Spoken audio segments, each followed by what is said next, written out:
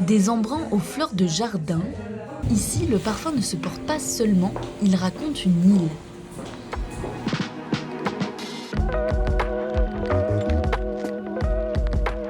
À Sainte-Luce, cette entreprise s'est mise au défi de capter l'essence même de la Martinique pour la glisser dans un flacon.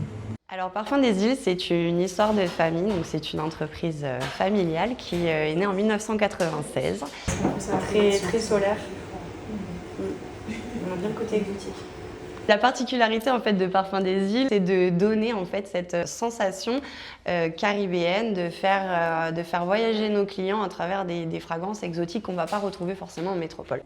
Mais produire des parfums sur une île n'est pas sans contrainte.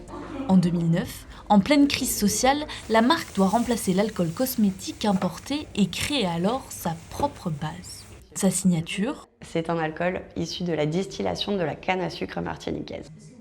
Et pour les plus créatifs, il est possible de créer sa propre fiole.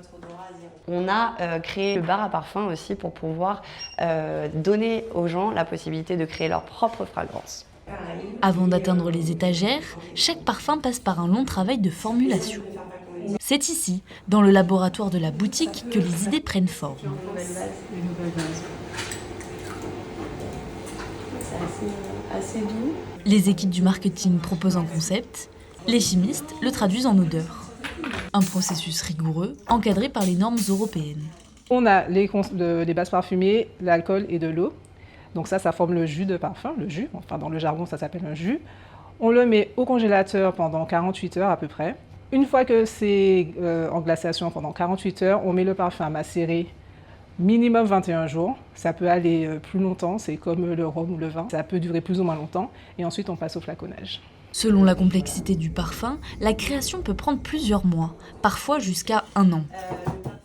En parallèle des senteurs, la marque développe aussi une gamme cosmétique à base de plantes locales, curcuma, citronnelle, roucou ou encore cassia alata.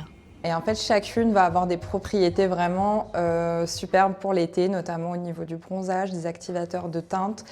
Après un passage remarqué à l'Élysée avec la création Madinina, l'entreprise a ouvert sa première boutique en décembre 2024 en Guadeloupe.